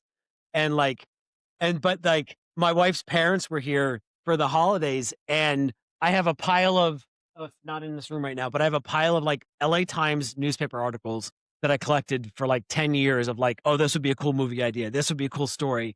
This would be a cool, like this is, like, a catalyst moment for a story," like, different things and her dad is a Shannon's dad is a fly fi like an angler, like, really experienced, fly fisherman and builds his own rods and everything like that, and he talks to me about it all the time when he's here, and there's an article about it, about fly fishing, about this fisher's fishing hole in Oregon and, like, on this river that's, like, famous, and this guy is literally his job is to just, like, guard it and, like, protect it and protect the fish in it, and he read it. He's like, "Oh, this is," and I was like, "Yeah, I just always thought this would be a really cool movie idea, but it would be like an action movie." I don't know why. I just always had that vibe around it. And he's like, "Yeah, it would be like, Arnold Schwarzenegger, like playing this old dude, like guarding his hole." And I was like, and it literally hit me. And I wrote the whole treatment for this whole new movie idea like the next day. And he's like, "You did that in a day?" And I was like, "Yeah, like it was a download." But if I had been in the middle of something, it wouldn't, I was literally in between stuff and it like became the next thing is like, "Okay, great. Here's the treatment. This is what it looks like," and I just yeah, I feel what you're talking about with being able to just sort of you get the one thing, you put it out, and you move on to the next, and you keep going. Well, and your You self-knowledge of know? your process, like, that's the most like, it's not gonna say, like, putting books in the world has changed my life and opened up new opportunities, and it's a wonderful thing I'm proud of, but, like, what I'm most proud of is figuring out my process. Like, the way you're, like, you figuring out your process and what works for you and how your brain works and how you're like what sort of your emotional attachment to work is when to engage, let go, pivot, whatever, like those.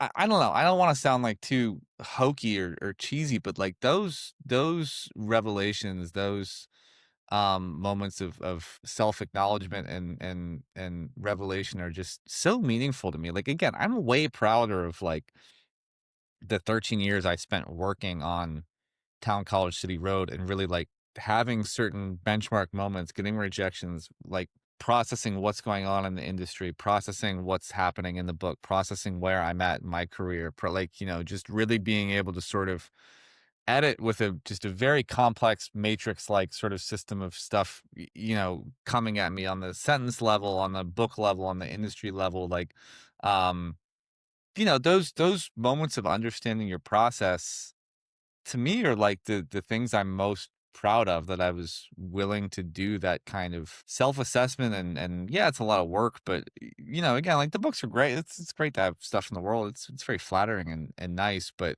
like hearing you talk about your process and how much it requires just a deep analysis of ourselves as creative people, like it's such hard won knowledge and so valuable that I'm always just love having conversations like this about how people work, what works for them, what parts of the process are tough or reveal things about themselves. So I appreciate you sharing that stuff.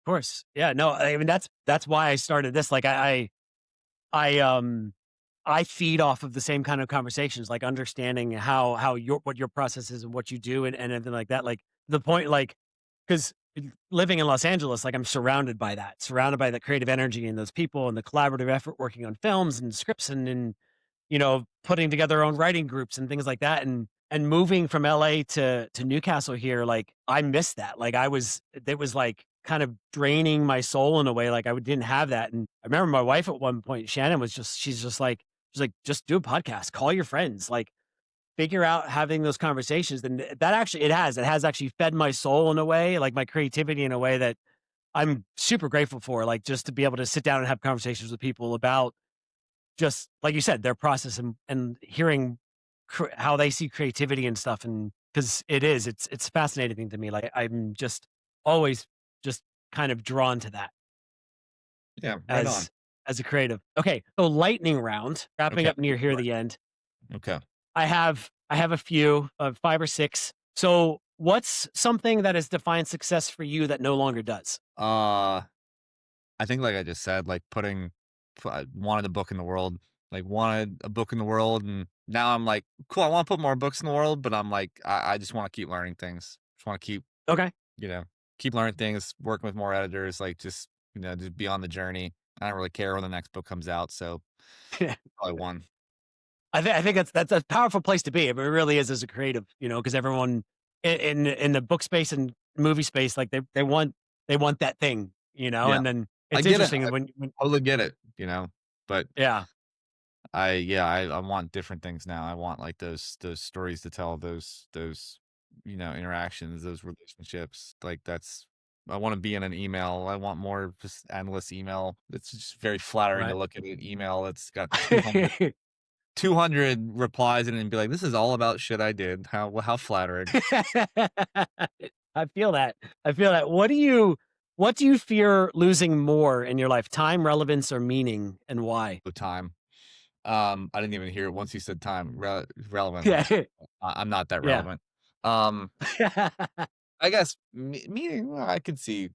I've always hated wishing away time. I when I look back on my life, some of the times where I'm like, oh, I can't wait till it's whatever, May and this or June and this school year's done and whatever, blah blah. It's like, what are you talking about? You're like 20. Why would you ever like want to wish away time? Like, why? Like, I can remember thinking of different. I studied abroad when I was in college, and like, by the end was like kind of homesick, and other friends were back at home and whatever. I was like, oh, I like can't wait for Christmas, whatever. It's like, moron, you're like studying abroad in Dublin. What are you talking about? Like, so I think when I look back with shame or regret or frustration on my life, it is usually moments where I was wishing away time and I just, and I'm a parent of one, we're only gonna have one. I'm very, very conscious of like, this is my parenting experience. This go of it, this coaching soccer, doing, helping out at the school stuff when I can, like trying to really clutch onto time, losing time is definitely, I think, Yeah. the biggest fear for me. Mine too. I look, I will say, your son is how old now? You said 9. 9? Like, dude, I'll tell you, and I mean, I'm sure you've already seen it over the last 9 years, but I'm actually, I'm at Slippery Rock with 2 of my kids, 2 of my adult kids, and I'll tell you what, man, like, that's the one thing, the loss of time in that sort of is just that's having kids is the where it shows up the most, like, seeing like, I still remember when I was walking them to elementary school down around the corner and those different things. And I literally look at him now and I'm like, it does, it just goes and you don't realize it. It's just so fast, so fast. Okay. A book or author that has changed how you think about writing. Probably Sheila Heti, because she writes absolutely nothing like me at all. Um, Okay. she's very, How Should a Person Be is her like first, I think, big breakout book, and the Alphabet Diaries, and she's just so I mean, like things like character and structure and pace, all these things I think all the time about. She doesn't really care about at all. And Okay. there's other it's not that I love every book of hers, but I'm just like I read her sometimes and I'm like, "Did you just have you like never."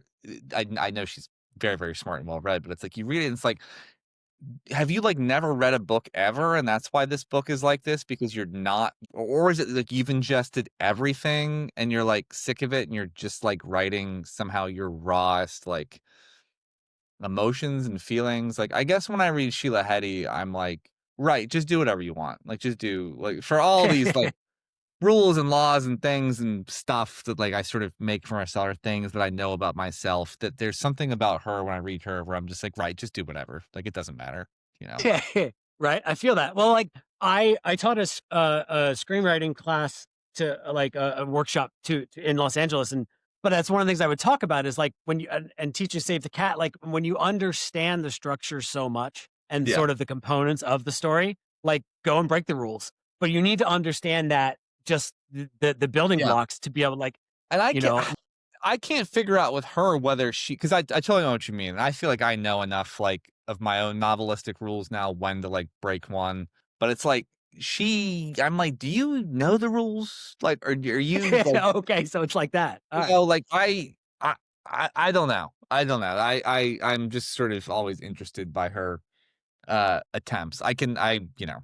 Doubt I'll ever be able to do anything in her vein whatsoever, but I'm always just interested to feel like this, just, wow, like, how did you come up with this? So, she's probably my Okay. answer. Gotcha. If you could go back and give yourself one piece of advice about your journey, what would it be?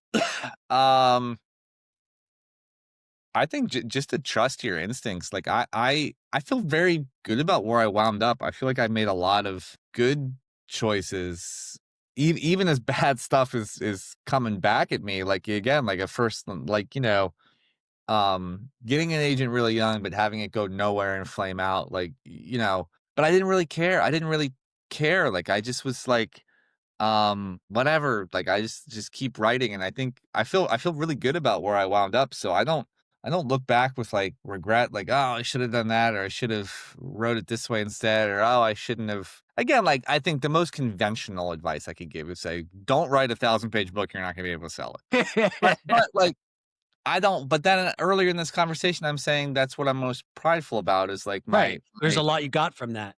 Yeah. yeah, so, like, I would just go back and say, just trust your gut. Just, like, trust your sort of baseline, um, instincts of, like, the work of the industry, of just being curious, and it'll produce a good outcome. Gotcha. Okay. Top 5 favorite books. Top 5 favorite books. Have you ever read Zeroville by Steve Erickson? No, I have not.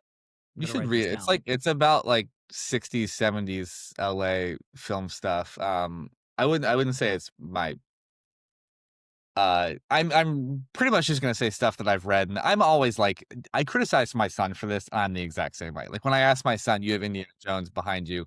We're on an Indiana Jones kick right now." Whenever I ask him what's his favorite one, the one he watched most recently is his favorite one, and I say, Gotcha. Okay. let's not think that way, and yet here I'm about to do the exact same thing, where, like, Deerville I was reading. I'm also reading, you mentioned fly fishing, which I also love and I'm very bad at and novice at, but The Longest Silence by, Tom McGuane. It's a collection of fly fishing essays right now, and it's about fly fishing, but it's about life and attentiveness and Think detail. my father-in-law is actually reading that right now too. McGuane is a fucking god. Like, the intro to that book is like, it's like, he's like, what do it could be about, again, it could be about anything. He's like, what makes somebody, it's all about, like, what makes somebody an angler, or, fisherman. Like, what is it? And he's like, it's not, ooh, some people, "Oh, you got the right gear. Oh, you've caught this long," or all this, like, bullshit, like, rating sort of system. And he's like, for me, like, I've been doing this in little podunk places. He's like, anybody who's, an angler is somebody who just wants to deepen the experience, just wants to, like, hang around a little bit longer out there, or, like, have a little bit more of a story, or, and this line about just, and it's about being a writer, an artistic person. I'm sure doctors feel the same. Like, you're just trying to deepen the experience. It's not about just doing the thing, not about just writing the screenplay, catching the fish, doing whatever, cooking the right, recipe. It's like, are you trying to deepen just doing the act, like, deepen your experience of doing it, your knowledge of yourself, of the world, of, like, the way he writes about fly fishing. Again, I mean, most people like probably wouldn't like it if you're not into it, but there's certain essays where I'm like, this is not about fishing at all. This is about like habits and life and his ability to yeah, I don't know. His ability to just like capture that is incredible. So what do I got? I got Zeroville and that one. Longest I'll throw silence. Sheila Eddy's How Should a Person Be, just because that I just already mentioned it.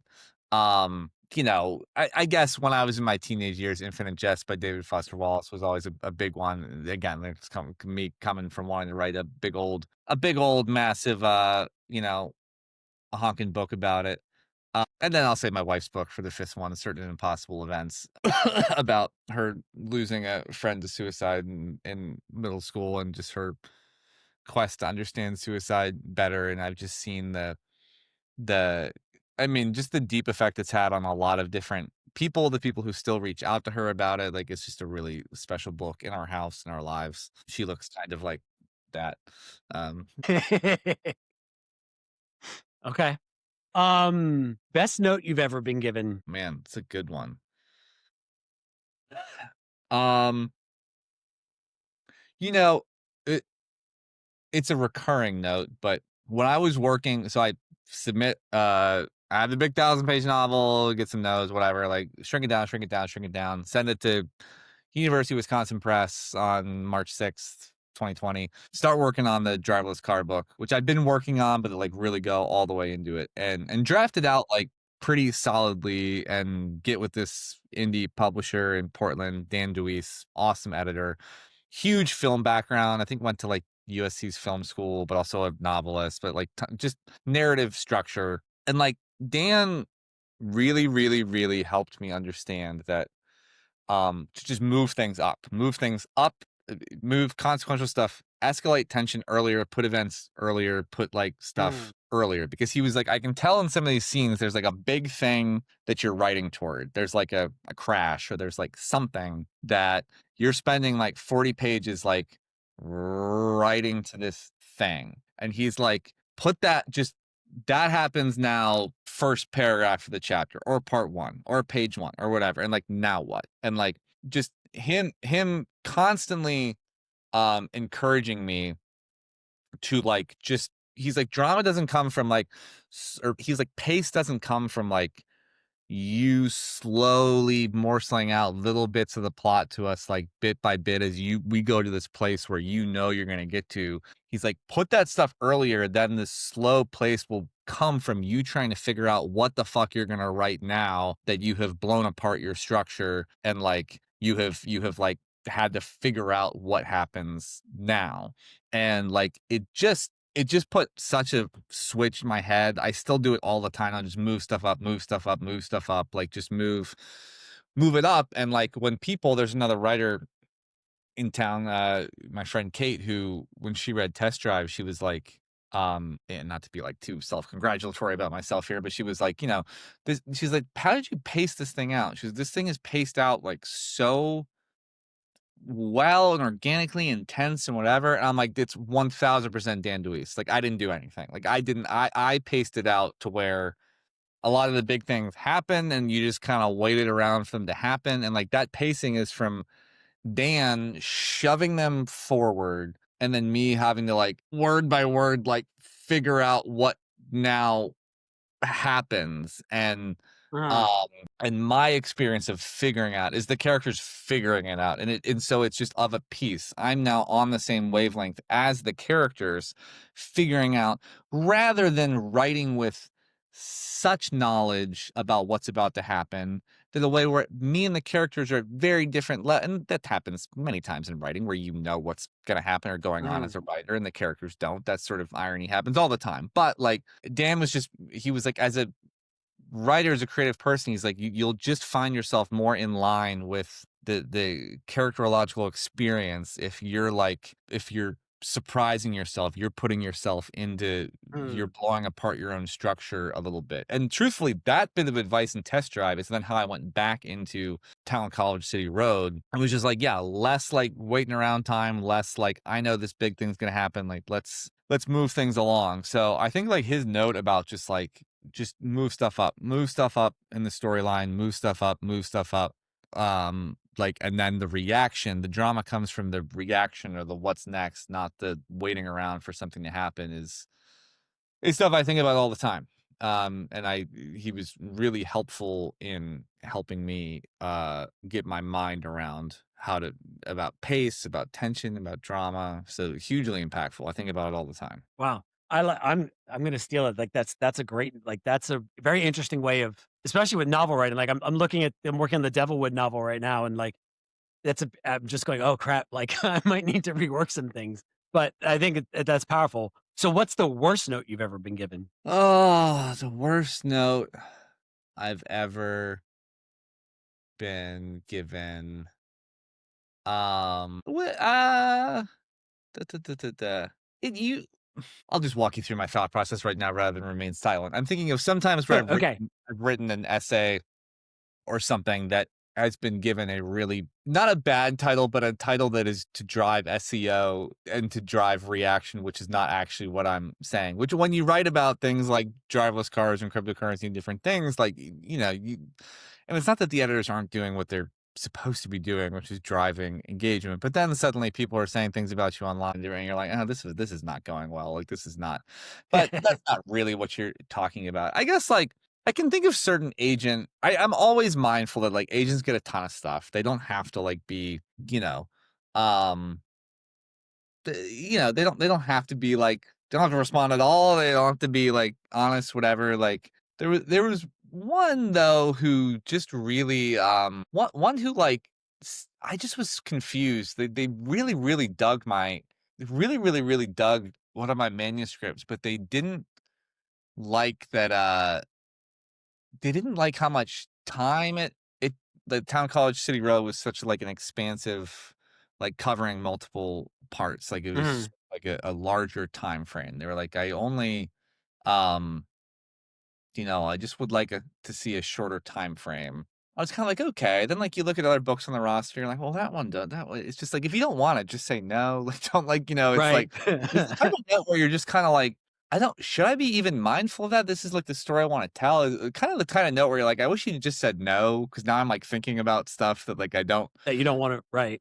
I'm just like, I don't even know, like, you seem to, like, both on the one hand, really, really get me and, like, my style and my approach and why this story in this area matters, but then, like, your no is I almost just would have preferred you said, like, "I don't have any time, sorry." I don't have, like, Right.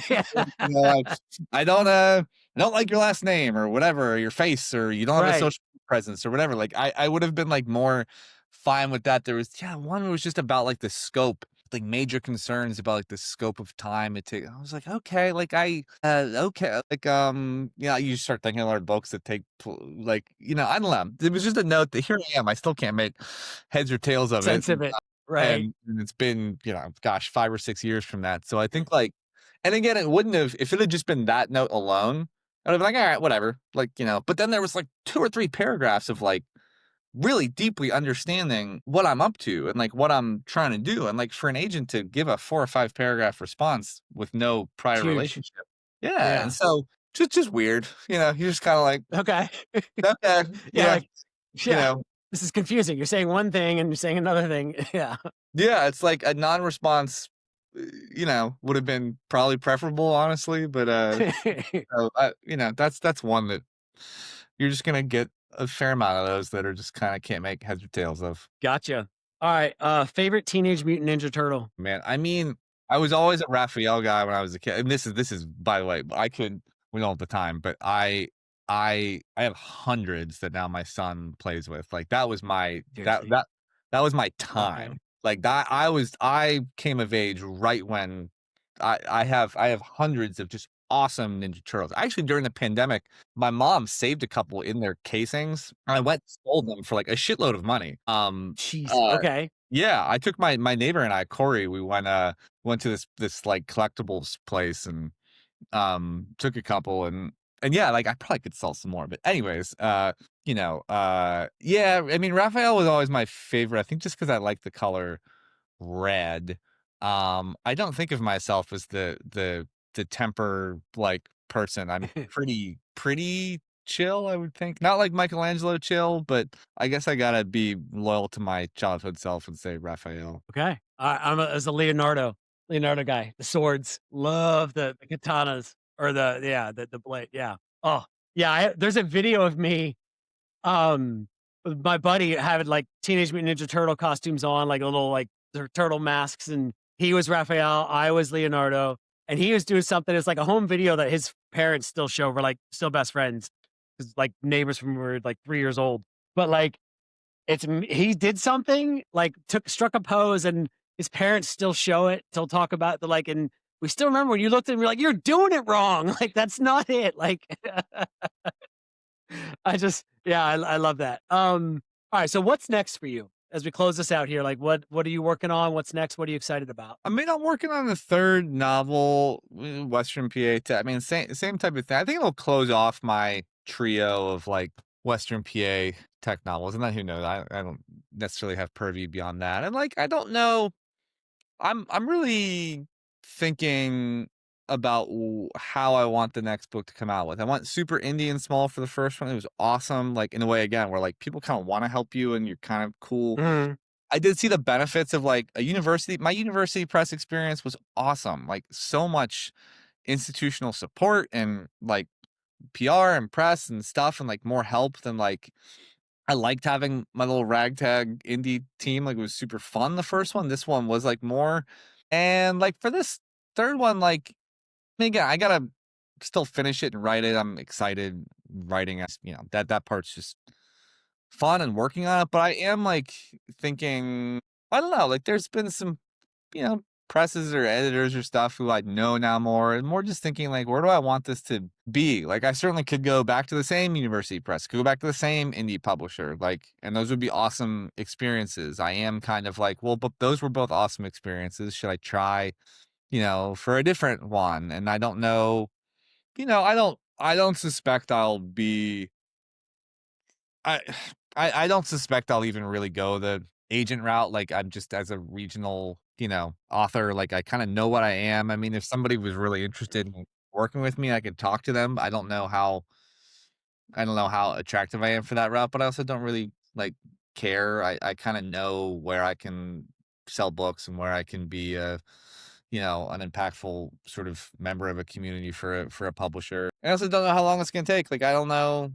I'm really gonna try in 26. I saw my wife really, really go at the writing hard to finish a manuscript in 25, and I'm, like, envious and, like, I wanna try to finish this as best as I can this year, but I'm not gonna be heartbroken if that doesn't happen, so that's kinda where I'm at right Okay. now. Gotcha. Alright. Awesome. Well, I appreciate you taking the time today and going through this little conversation and yeah, I just thank you for sitting down. Thank you for having me on. It's very, Of very course. great and admire you, you know, in many ways. This adds to it. So Appreciate that. Patrick, thank you for sitting down with me. I really appreciated the time.